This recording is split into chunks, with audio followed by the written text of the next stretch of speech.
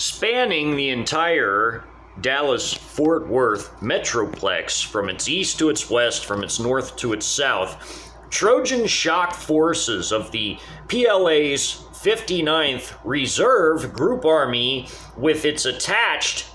83rd Air Assault Brigade of the active duty PLA of its 83rd Group Army were the Trojan shock forces now breaking out of their CCP regime properties and going rapidly and immediately for the proverbial jugular within the scope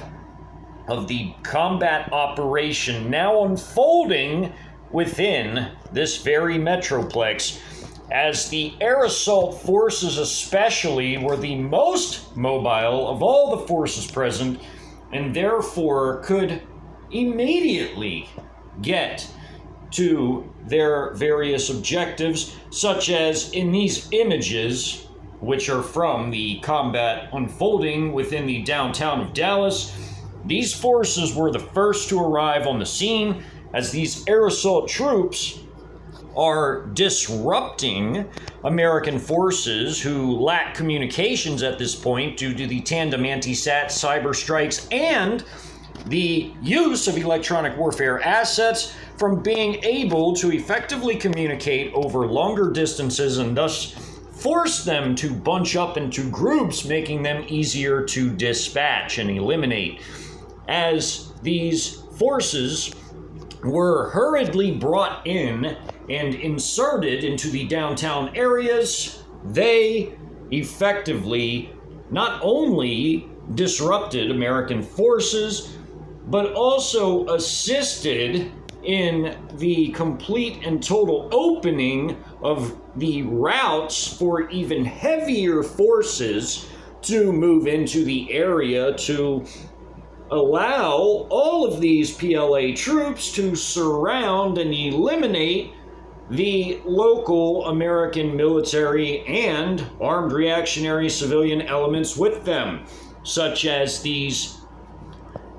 PLA Type 88C main battle tanks of the 16th Infantry Division of the PLA's 59th Reserve Group Army, as the 16th Infantry Division had 2 armored battalions within their division, one of which was sent into the downtown Dallas area to assist in the combat operations unfolding there.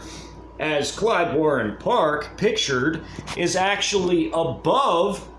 a highway spur and underpass that goes beneath the park, connecting I-45 as well as Highway 75 with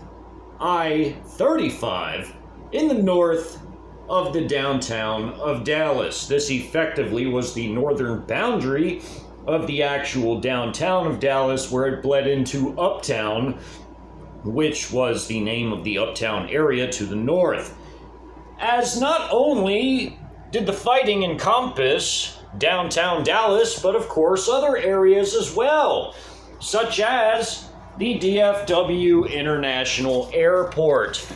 where heavy combat was already underway, as the air assault forces here as well were the first on the scene. As in this image, the combat aviation companies within 2 air assault brigades as each, or 2 air assault battalions, as each battalion had 1 combat aviation company apiece with their Z-10 attack helo gunships, were attacking the present American forces of the 3rd of the 133rd, the artillery battalion of the 56th Infantry Brigade combat team, tasked with the defense of the area, as they had bermed positions for their howitzers. These were easily destroyed by loitering munitions, attack helo gunship fire, and ATGMs fired by the anti-tank companies of the arriving armored forces moving in from the 35th Armored Brigade of the PLA's 59th Group Army, who not only would clash with the artillery forces of the 56th Infantry Brigade Combat Team of the Americans, but also with the 156th Brigade Engineering Battalion, the combat engineers of the 56th Infantry Brigade Combat Team, such as in this image, where the armored forces are closing in on the international airport from two different sides, and on this particular side, the armor is engaging at long distances, targets off near the main airport structures, as artillery, loitering munitions, and their own fire from further afield before they moved into this area had completely and totally annihilated, using their range advantage, all of these different American vehicles and troops. As the battlefield in this particular area, just outside of where the airport runways were, a bit further off in the distance, was now a cratered, pockmarked, and bloodied and armored graveyard wasteland of scattered, destroyed armored vehicles and deceased human corpses from the defending forces, as these Type 96B main battle tanks rolled forward, along with their complement of their armored infantry companies, which were effectively the mechanized infantry companies within each armored battalion, as each armored battalion had two of these companies, one anti-tank company with their AFT-10, HJ-10 based systems, and also their headquarters and support company, in addition to the 4 tank companies in each battalion of these Type 96Bs. As it pertained to the 16th Infantry Division, they used the Type 88Cs, which were fighting in the Dallas combat operation, as well as in the Burleson combat operation to the south of Fort Worth, as the air assault troops would cut off the retreat of American forces, as their lines of retreat to the south would be completely cut off by the insertion of these air assault troops. The combat here would be especially savage as well, as this American Combat Engineer Company is trying to retreat along the car rental road, as it's called, one of the airport roads, and is being ripped apart by the attack helo gunships firing ATGMs, 25mm autocannon fire, and the ground troops firing their man-portable anti-tank guided missiles like the HJ-08s, their light anti-armor weapons such as the Type 69s, and more, including 35mm grenades fired from beneath the tubes of the barrels of the men that possessed those, light machine gun fire, and rifle fire. In the Fort Worth area, as by this point in time, within the first hour, combat was already unfolding outside of the Joint Reserve Naval Air Station Fort Worth, whereby the 1st of the 124th Cavs forces were being picked apart, as well as the 1st of the 204th, the SHORAD, or Short Range Air Defense Battalion, with their Avenger systems, being completely and totally destroyed in a SEAD operation, or Suppression of Enemy Air Defense operation, as the armored forces and light mechanized infantry forces, which were wheel-based and utilized the ZBD-08 IFVs and APC versions, with the ZBD-08 IFV having a Gatling 35mm autocannon, a 7.62x54 coax, and 2 rail-mounted on either side of the turret HJ-73C short-range ATGMs, with the IFV, or the APCs rather, having a heavy machine gun turret for a 12.7mm heavy machine gun, typically a W85 or others in that class. They also had their own fire support company, which was an anti-tank which utilized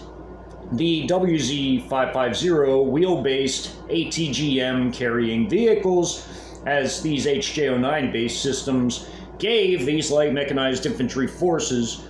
the ability to effectively put up a fight against any attacking armored forces that they should potentially encounter. With the 35mm Gatling autocannons on the IFV variants of their vehicles and the shorter range HJ-73Cs also giving a very potent capability against IFVs or even main battle tanks as it related to the HJ-73C ATGMs. All of this firepower was simply massive. And as the remains of the 1st of the 124th Cav retreated along I-820, they, in very short order, after a very brief logistical resupply amount of time taken by the attacking armored battalion, which had moved directly in to assault the installation, as well as a light mechanized infantry battalion from the 24th Light Infantry Brigade, as the armor battalion, of course, came from the 35th Armor Brigade of the PLA's 59th Group Army. They had bypassed the Meacham International Airport, wherein the headquarters company of the 1st of the 124th Cav was present, as well as also Foxtrot Company, which was their forward support company of the 1st of the 124th Cav. Both had been setting up an additional aerial-based logistical resupply center at the Meacham International Airport, just as a major one had been set up at the DFW International Airport and was being jealously guarded by the 156th Brigade Engineering Battalion and the 3rd of the 133rd Artillery Battalion of the 36th Infantry Division's 56th Infantry Brigade Combat Team, the brigade to which these two battalions were comprising components of, just as were the 1st of the 124th, as well as the 2nd of the 142nd, and the 949th Brigade Support Battalion, as well as also its headquarters company over the entire 56th Infantry Brigade Combat Team itself. As the forces now of the headquarters company of the 1st of the 124th and its Foxtrot Company had been setting up their bivouac site in the Meacham International Airport, which again had effectively been bypassed by the attacking light mechanized infantry battalion moving south, as well as also the armored battalion rolling straight in and against the Joint Reserve Naval Air Station. The two battalions that were clearing the flanks, one of which would disengage and go straight for the Meacham International Airport, while the other, after finishing off these armed reactionary civilians within their neighborhood, as the very powerful 35mm Gatling autocannons and 12.7mm heavy machine guns simply ripped the plywood and brick homes in this neighborhood to pieces, wherein these armed civilians were trying to fight back within. As they emerged from their homes, confused and in a state of panic after the grid had gone completely down and the artillery fire had begun, as the howitzers, rocket artillery, and more unleashed a torrent of mass destruction upon the entire city. As now, the fighting within the Joint Reserve Naval Air Station would be relatively short-lived, as it would last an hour, due to the enormity of the firepower being vectored against this one spot in terms of the strategic missile forces of the PLA, the air power deployed against it, and also the firepower coming from other types of forces, such as the maneuver elements and more. The fighting that would occur now, as the first of the 124th had effectively been now broken up into different pieces, with its last two combat companies retreating along I-820 to the south, which would temporarily protect them, as it was deemed unnecessary to risk damage to the highway at this point, allowing for them to get off and away from the highway before surrounding, cutting off, and destroying them, as the very same battalion from the 24th Light Infantry Brigade and Armor Battalion from the 35th, after their short logistical resupply, would pursue, surround, engage, and destroy them with artillery support from the 19th Artillery Brigade, namely from the howitzer battalions, as comprising firing batteries within these 4 different howitzer battalions, 2 each of the PLL-66s and PLL-01s, which this was 152mm and this was 155mm, would assist in the destruction of these forces, as well as also combat drones like the widely mass-produced Wing Loon 2s, which were very cheap and widely mass-produced, and filled the skies in many areas of the nation at this point, as it could also be noted that there were 2 remaining FA-18s that had been further afield when the fighting in the DFW Metroplex had begun, as they had been flying further to the southwest by a factor of over 200 miles away in the Abilene area on a routine flight, as this was a training flight operation. They had witnessed the massive sledgehammer by the PLA Strategic Missile Forces, simply blanketing the Dyess Air Force Base with all manner of missiles. Everything from hypersonic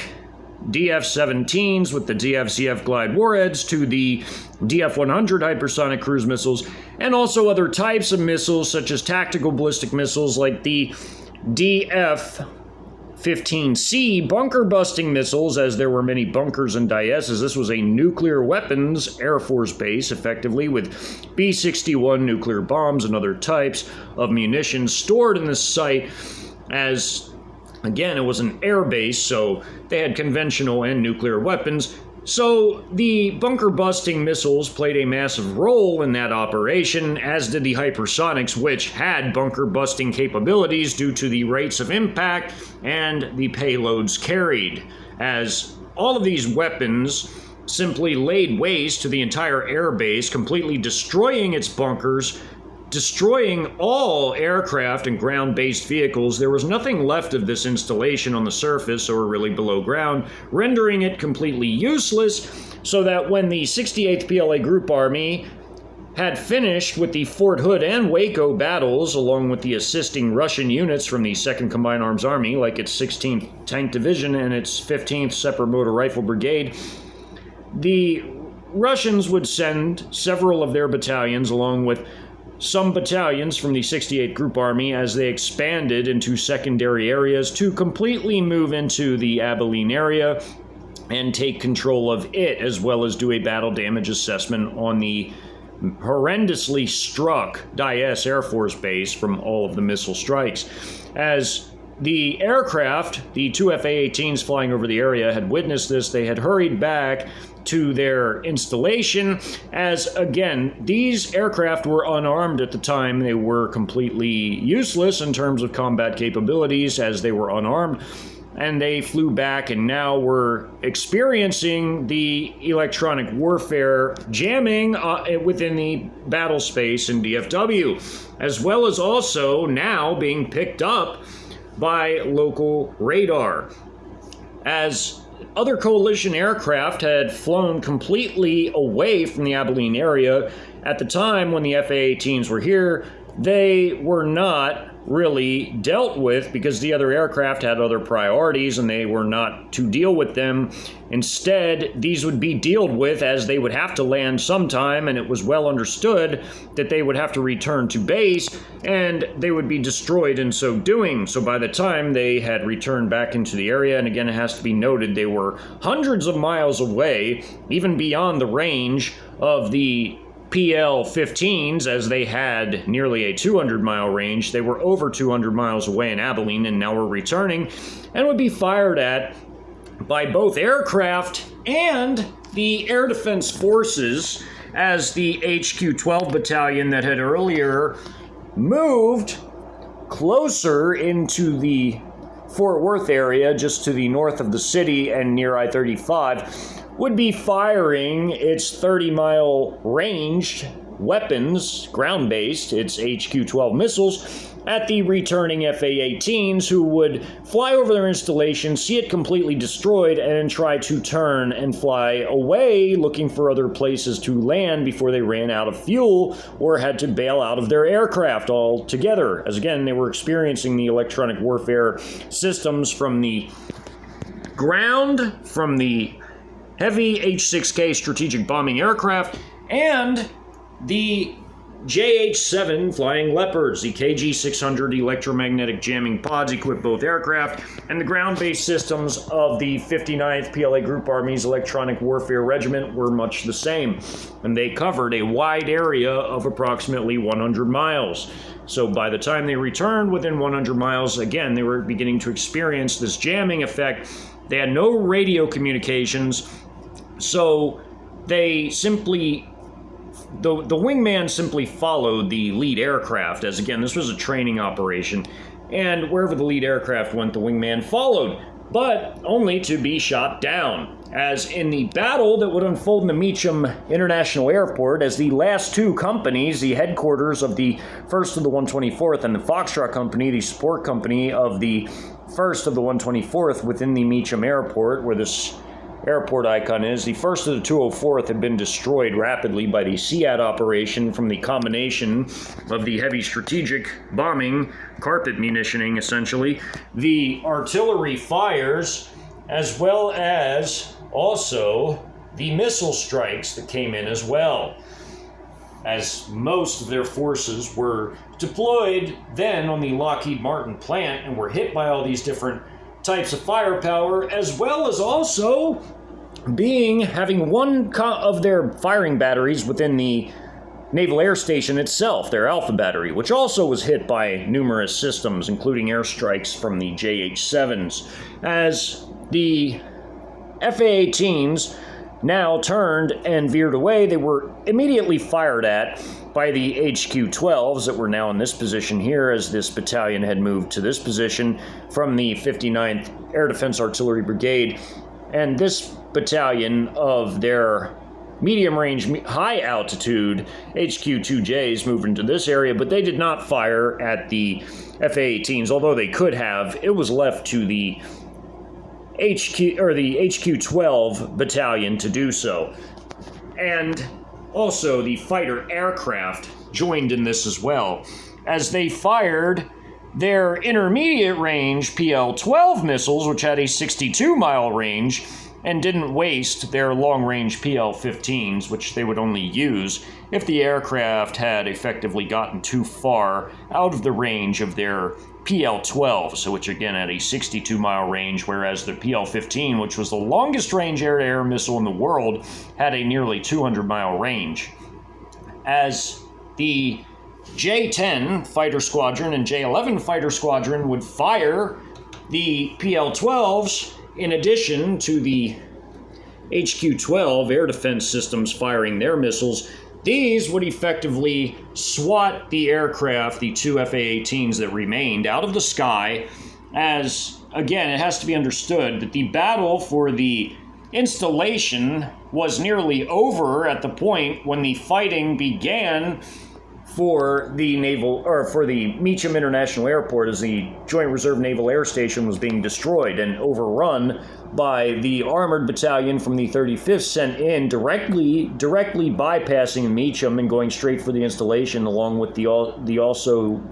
light mechanized infantry battalion. While these two light mechanized infantry battalions on their CCP regime properties that cleared the flanks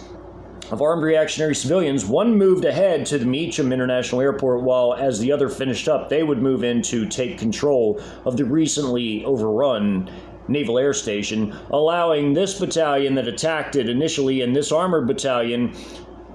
to move south, surround and destroy the last two combat companies, that is, of the 1st to the 124th that had retreated due to a total loss of command and control, whereby the company captains had to take initiative on their own. As all of this was very chaotic in terms of the invasion, lacking communications, ISR capabilities, and even redundant systems like portable radios and radars, the Americans were completely in the dark. They had to take initiative. That was the only way that they were going to be able to do anything, as well as also communicate within earshot. As the armored battalion that overran the installation would be pursuing the remaining two American companies into both a industrial area as well as a suburban area in southwest Fort Worth, as the urban sprawl had all types of different areas based on the zoning, of course, of these different cities. The fighting in these different types of urban terrain would be diverse and varied, but the attacking armored battalion that had initially destroyed the lone tank company of the 1st to the 124th and one of their rifle companies, which was oriented towards reconnaissance and target acquisition, would be they who pursued the remaining two rifle companies into the southwest of Fort Worth. They would have combat drone support from Wing Loom 2 combat drones, and also the light mechanized infantry battalion from the 24th that also assisted them in overrunning the installation initially would be joining them in this endeavor into the pursuit into the southwest of Fort Worth of these two remaining American combat companies. As it stood, as it related to the Meacham International Airport, the command elements, the headquarters company of the 1st to the 124th present in the Meacham International Airport, had no idea that this battalion, the armor and the light mechanized infantry, completely bypassed them to attack the installation that was only roughly 5 miles to their southwest. As how could they have known? They had no ISR capabilities to speak of at this point. They had no means of communicating with their combat companies who were at the Naval Air Station to bolster security. And now, as we go to the airport map of the Meacham International Airport, the first of the two other light mechanized infantry battalions, as up here, is I-820, a segment of it that, again, is to the north and slightly west of the Naval Air Station, or more like direct north, but just to the west of the Meacham International Airport, as this is a ring road that curves around the city. The area here, again, has I-820 passing just to the north and also west of the airport, to where the airport was surrounded as the 1st battalion to disengage of the two battalions after destroying many of these armed reactionary civilians went straight to the immediate east into the airport, just to the north of the Naval Air Station, while the other one finishing off, the remaining armed reactionary civilians would move to take control of the now in total complete ruins remains of the Naval Air Station, to allow the original two battalions, one from their own brigade and one from the 35th that initially overran it with all the missile strikes, artillery strikes, and air strikes, to allow them to pursue and destroy the remaining two combat companies of the 1st to the 124th, while one, again, would occupy the Naval Air Station, but the first to disengage went straight for Meacham. So this occurred still within the first hour, but it was at the top of the first hour. This was close to 1 a.m. when this occurred. This first battalion of the two that were moving to the east after destroying the armed reactionary civilians had surrounded the international airport. These are the two FA-18s being fired at by the ground-based HQ-12 systems, as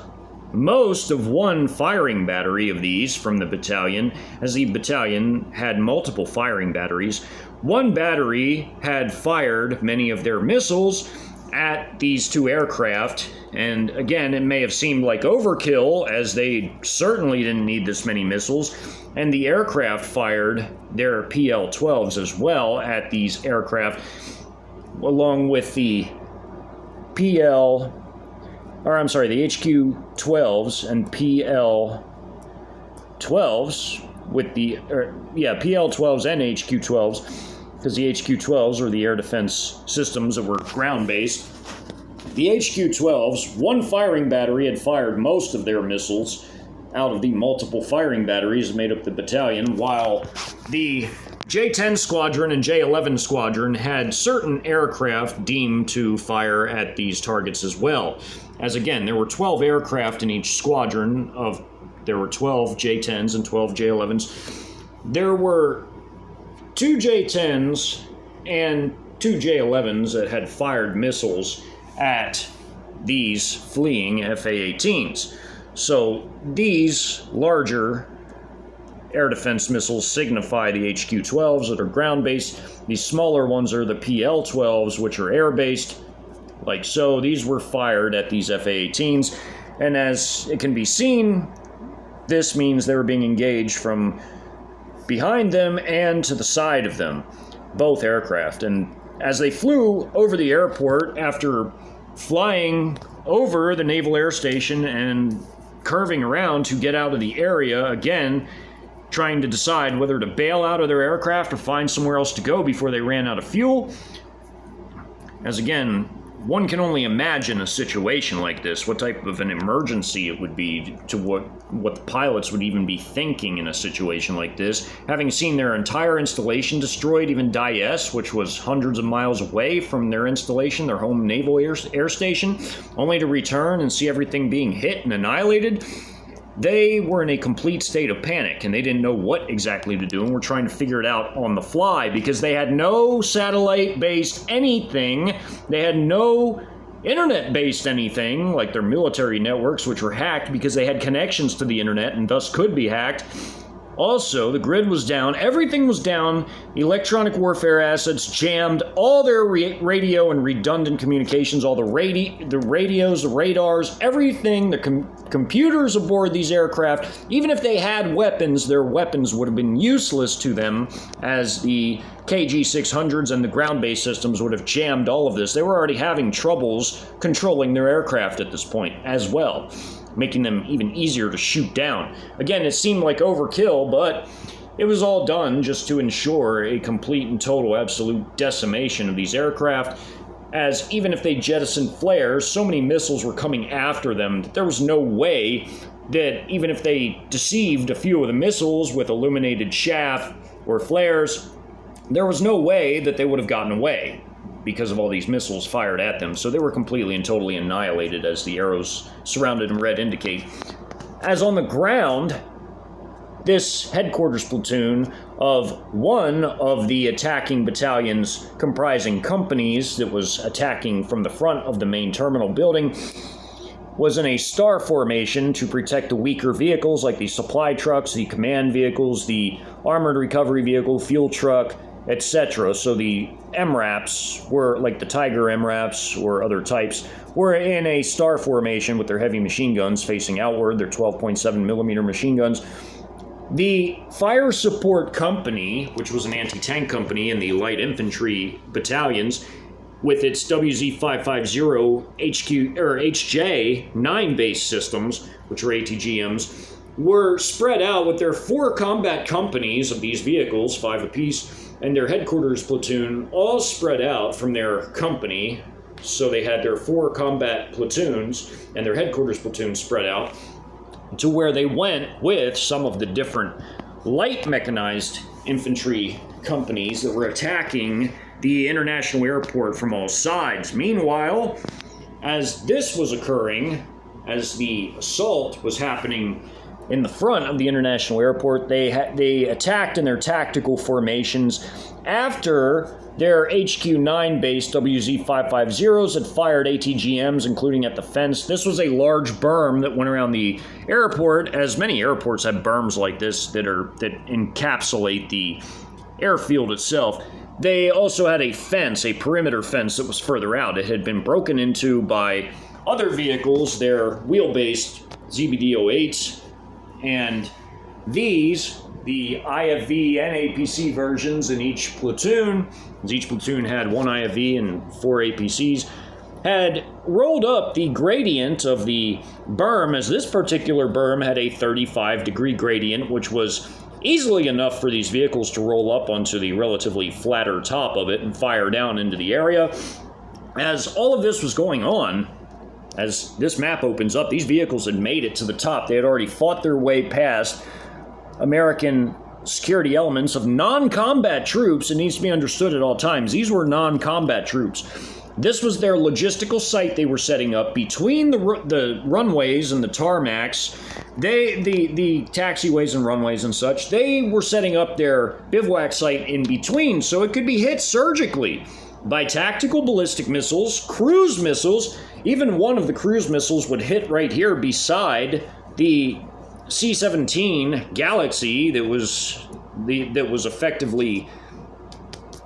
a logistical resupply aircraft on this map, bringing in supplies. These were portable buildings. They had their LMTV supply trucks, fuel trucks, armored recovery vehicles. They had HETs, which were heavy equipment transporter trucks. They had MRAPs for security, like Max Pro MRAPs, which were a big favorite of the Army. These were the QRF forces, one platoon, racing to engage these forces that had now, by then, had artillery strikes, precision artillery strikes, to destroy these portable guard towers that had troops in them. There were also paramilitary elements assisting the Army forces in defending the airport. There were 300 paramilitary troops. There were 240 total forces in this building, 200 of which were paramilitary, 40 were a platoon from the headquarters, and all of the artillery strikes were precise. Some of the firing batteries from the different artillery battalions of howitzers, not the rocket artillery battalions, but the howitzer battalions, as there were 4 total howitzer battalions, 2 of the PLL-66s and 2 PLL-01 battalions, 155 and 152 millimeter, which are essentially the same in their destructive power for the most part, were hitting their targets all throughout the area as DF-3A tactical ballistic missiles fired by some of the called-up reserve battalions, which bolstered the size of these brigades from their ordinary active duty battalions, bolstering them into reinforced brigades, although that wasn't done with the Trojan unit, the 616th, which was also from the PLA's Eastern Theater Command with the 612th and 613th Strategic Missile Forces brigades. The reserve battalions had some of these battalions equipped with the DF-3As, also some were equipped with the older DF-2s, which were still relevant and could lay down enormous destruction, but they didn't have the range of the DF-3As, which the DF-3As could carry over 4,000 pounds of HE each, which was enormous for a tactical ballistic missile. They effectively carried 4,400 pounds apiece. So each of these was in excess of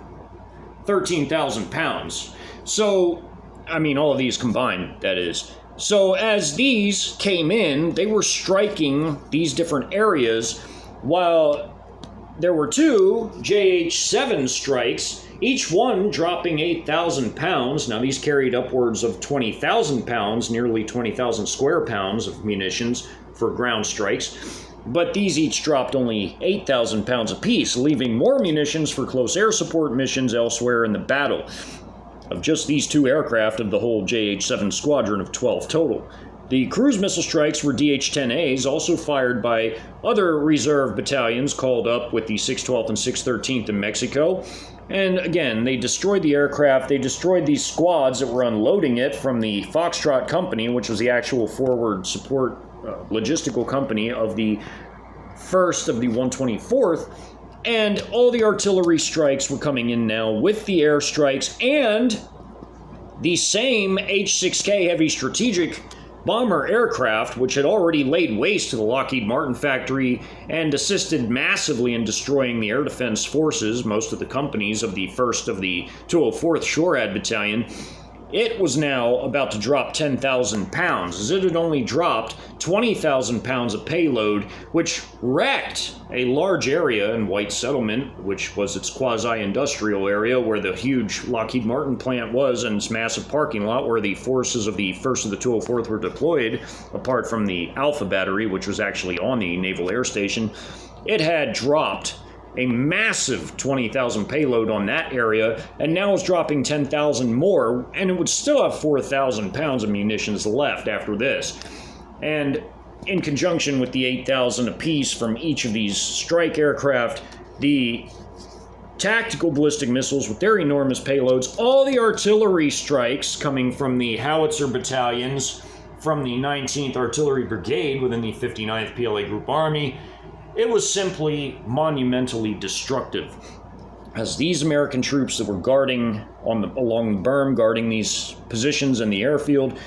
these troops that were just far enough away from all these precision strikes in between the tarmacs and between the airstrips to completely prevent these from being completely destroyed. I mean, these would suffer some minor damage, but nothing that couldn't be fixed relatively simply. This was a very surgical precision strike with missiles, with artillery, with airstrikes, as these JH-7s were very precise aircraft. And the H-6K was guided on exactly where to drop its payload by the real-time AI battlefield data processing system, just as were the aircraft and missile forces firing the missiles, and artillery. All of it was exceedingly precise and put exactly on target as per the real-time AI battlefield data processing system, guided by all of the ISR capabilities of the local forces with their quadcopter assets and high-altitude drones and satellite. All of it was exceedingly precise, as these two squads bounded and covered over the berm after wiping out these defending forces, as they had suffered limited attacks from these forces as they got up on the berm. Artillery had struck this area. Loitering munitions came in, along with the very powerful firepower from the vehicles. The 35mm autocannons from the IFVs, HJ-73C missiles hit some of these MRAPs and wiped them out. Also, HJ-08 ATGMs. And as these forces had stormed the international airport itself, the terminal building, to take it intact, and these loitering munitions came in, fired from their battalion's headquarters company's combat drone section, manning the 48-tube TEL-based system. These also entered the area and hit these targets on this side of the tarmac to use as precision weapons to basically surgically eliminate all these field ambulances, these additional M113s, which would be forward supply carrying vehicles to effectively supply troops at the lines of contact during battles, and all these additional supply trucks. While these forces temporarily had fired at them while this was going on, and artillery was continually coming in, along with the airstrikes at the very opening. It would take roughly an entire hour and a half to clear this whole terminal building, hallway by hallway, area by area, waiting area by waiting area, food court by food court, everything. They would fight their way through the American paramilitary and military forces guarding this area, as in this image, this particular squad of 10 troops had broken into two half-squad-sized elements, and as they encountered an area with obstructions, such as this column, which had the arrivals TV monitor thing and the potted plant and waiting chairs and everything, they would adjust their tactical formations accordingly, and as these forces laid down fire, they dropped in the prone. This soldier had a 35mm grenade tube beneath his QBZ-95. This soldier in the very end was carrying a Type 69 Chinese RPG system.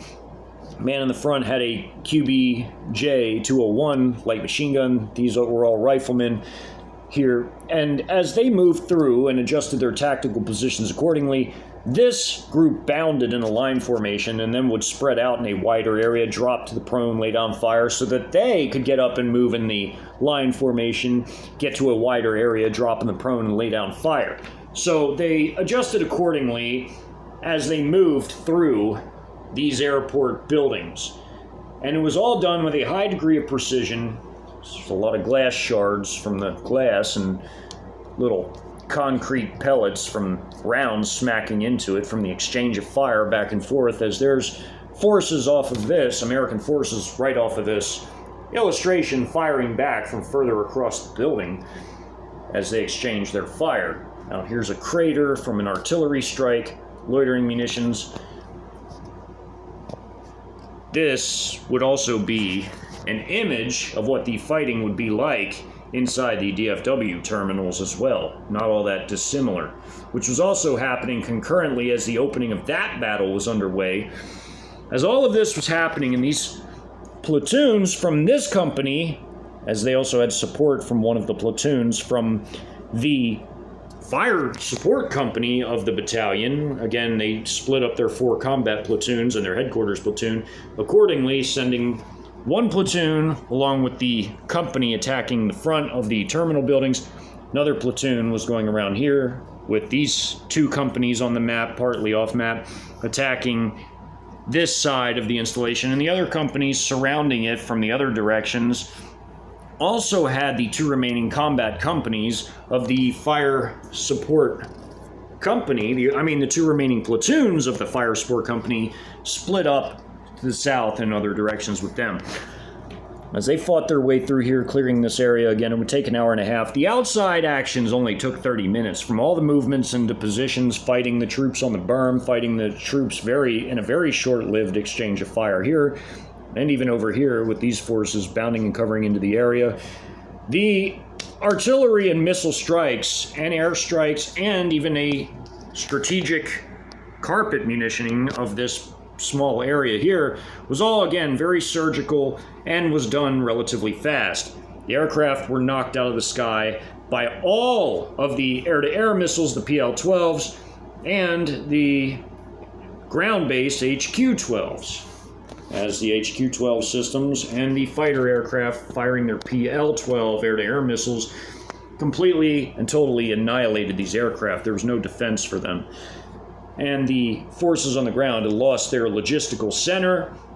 as well as also 2 more companies from the 1st of the 124th Cav Battalion, or Squadron, rather, as the Cav battalions are known as squadrons. As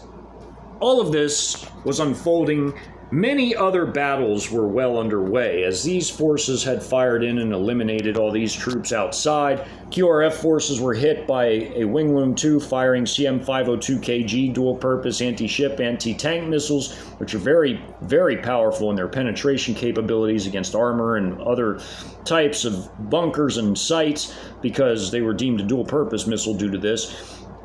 They were also hit by artillery, and these MRAPs of another QRF force were already destroyed by other forces from the same battalion, other companies of the light mechanized infantry, firing their 35mm Gatling autocannons, destroying and totally annihilating, ripping to shreds these MRAPs, as this came in and assisted in destroying these 4 with their 4 fired CM502KGs. Again, it was not uncommon for multiple different weapon systems to hit the same target. Firepower was exceedingly concentrated and was enormously, massively destructive, as shown against this logistical / camp bivouac site that was being established outside of the main airport structures. And that was completely wiped out and annihilated, while still done in such a surgical way that most of the runways were preserved completely intact, with very minor damages on the edges, which could be easily fixed by engineering forces such as the paramilitary National Construction Forces, or even combat engineers could fix it, the Chinese 59th PLA Group Army itself, as they would turn this into a fob of their own. As these troops moved through the hallway, as these rolling T formations were to watch the roofs of the buildings and upper levels as they moved past these sandbag emplacements full of troops and wiped them out, they entered the buildings and again moved through in a very tactical, surgical manner, wiping out all in their wake and completely clearing the building. After these MRAPs that were guarding the outside had been thoroughly destroyed by